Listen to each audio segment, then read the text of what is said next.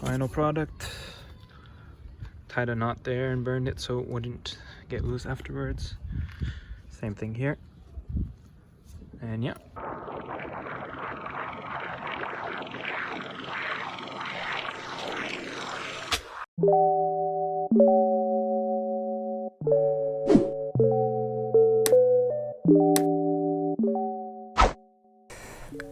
What's going on, y'all? So today's DIY project is going to be a tailgate table for the Jeep Wrangler. Oh! So I went ahead and went to Home Depot, got some supplies here, and we'll lay them out for you guys. So first things first, you will need some plywood. This is a 1/4 inch thick plywood. I didn't want to go too thick because remember it needs to fold. And here are the following required. Hinges. I could not for the life of me find piano hinge in Home Depot, unfortunately. So I'm going to use piano hinges. Since I couldn't find them, I'm going to use 2 door hinges, such as these ones here. Hopefully it'll be good. Gorilla tape, double-sided tape, mounting tape, up to 30 pounds, heavy duty. So we make this a drill-free job. We don't have to drill holes in the back of the Jeep. Paracord, for, you have preference of your color and everything. I wanted to go with this color. I think it has a cool, natural look to it. And I'm not sure if I'm gonna call this required, but a magnet to help hold it down. There's many different ways you can do it, but I'm gonna try the magnet way. Let you guys know how it goes. You will need a saw to cut and a drill to drill holes, but this is optional. Some wood stain. I have some red mahogany. Let's see how it goes. I just had it laying around my house. You can stain the wood as well, but I'll show you how we're going to be measuring and outlining. Cool. So the tailgate will also serve the function of covering up all these scratched up tail marks. Yesterday I made some organizing with the toolbox here. I haven't had that before. I really like the result. But we're going to be removing the plastic here, and we're also going to be removing the plastic here to be able to trace out what exactly we're going to be cutting the wood, because we want to utilize as much as possible. And I don't know if this is just mine or yours as well, but this side is the Phillips head. From what I see, it's only one. I'm popping it out. We also have Torx 30 here. 1, 2, 3, 4, 5, 6, 7, 8, 9. So once you remove the Phillips here, you can just literally slide that out. Yeah, I was thinking that maybe we can utilize all of this, but probably not. I think a lot of people have this deleted because they take out the third light, but I like to have mine.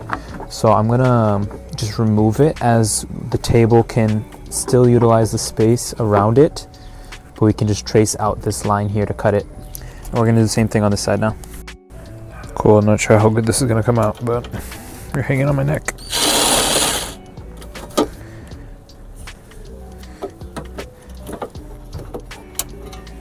Lit.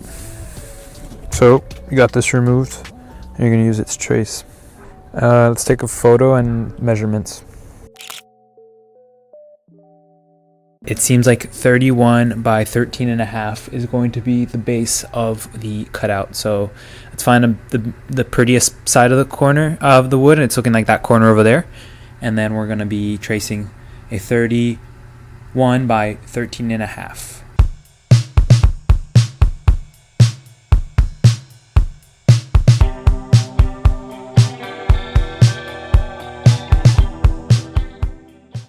Sorry guys, another detail to keep in mind is that we still have these pieces that we need to trace around. I think I'm gonna opt for cutting the base of the block first, so I have like the piece that I know I'm gonna use, and then from there kind of measure out where I'm gonna be cutting, because I don't necessarily know how much of this I'm gonna be using. If it's gonna be more like that, see the lines here, it's gonna be entirely in there, vice versa. So yeah, let's go ahead and cut out the main board first.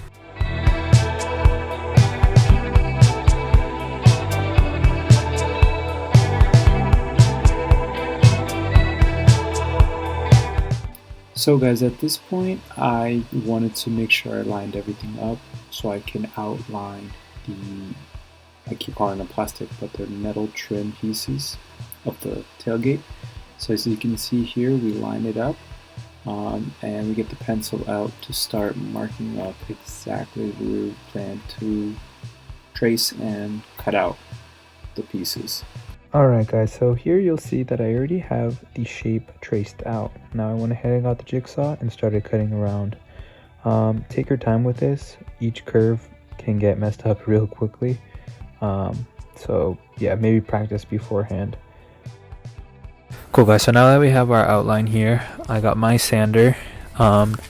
If you don't have a sander, electronic sander like this, you can obviously do it by hand. It's going to take a little bit longer, but it's all good. So I'm just going to round out all these edges, corners, and definitely work on these little curves that I didn't do. I might need a filer for these. This one was like the only good one, but the ones over there, etc. So let's get to it. Yo, so just a quick update. Definitely smoothing out. And you know, DIY is never going to be perfect. It's not going to be symmetrical machine cut, but it's yours. So definitely take pride in that. I'm very satisfied so far as how it's coming out. Still got a couple steps left.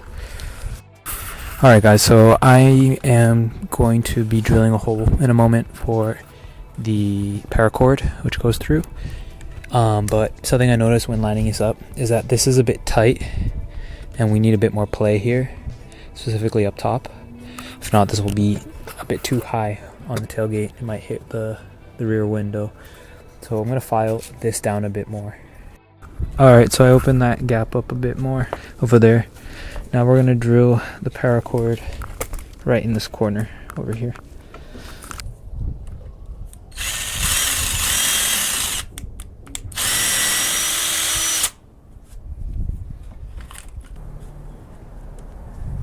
Almost there. Let's go one more size up. Alright, so we finally found a size perfect enough for this.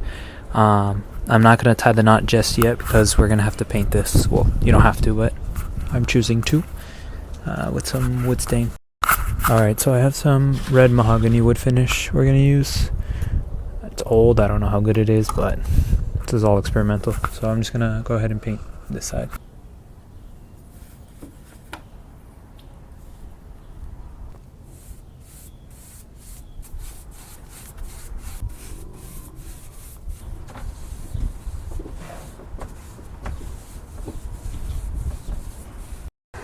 Hey guys, so this is the next day. I applied several coats of the stain that I had on hand. I'm actually pretty happy with the color it came out. I wanted something more darker, a richer look to it. So the next step I'd say here are going to be the mounting of the brackets. So these hinges, as I mentioned, I didn't have a long piano hinge, so I have two of these along the car here. Maybe one on this side and then one right around here. With that, we should be able to get good enough weight resistance. Remember that you'll have the paracord as well holding, and this Gorilla mounting tape has up to 30 pounds. Progress updates. So this, I didn't feel like really recording. I think it's pretty straightforward. You cut the tape and you mount it on either side. The inside will be exposed on the outside here and the outside there, because nothing is placed. It's going to be placed there and stick to the car there. Also went ahead and with the magnet, I got upside down, the non-magnetic side. I'm sure you test. There's one side that's magnetic and then there's one side that's not. So that's going to go in the opposite corner of where the paracord is going to go. It's going to go more or less here. I put a little bit of leeway just to ensure that you have enough space. But you also don't want to take up too much space at the table, the functional space, so something like that. So why don't we go ahead and mount these on the wood.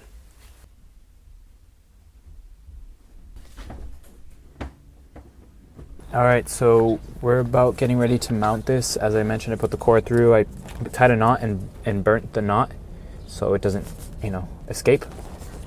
And now we're going to line this up to finalize. And the paracord here is going to go through this top left hole where the drill was. So we're going to have to actually remove this again. I had it up to level out and everything, but this is going to be going through and tying a knot there as well. So we can actually do that first. Hey guys, so one thing to keep in mind when you're mounting back this trim here There's 2 bolts on the side that actually hold in the locking mechanism of the tailgate. So these are very important bolts, and the way you distinguish them are actually they're flat on the top as opposed to rounded on the top. Albeit they are both the same Torx spec size, easy to confuse. But once you found that flat one versus the rounded one, you'll see actually it's a bit thicker, and it's going to be really tough to put into the other holes. So I actually discovered it on that Accord by accidentally trying to put it through there. Okay, I was able to peel off the back end of these mounting points, and now we're just going to press it on. I'm going to wait for us to have 4 hands. It's good to have this with another person. I made some marks with a pencil prior as well. Emkay.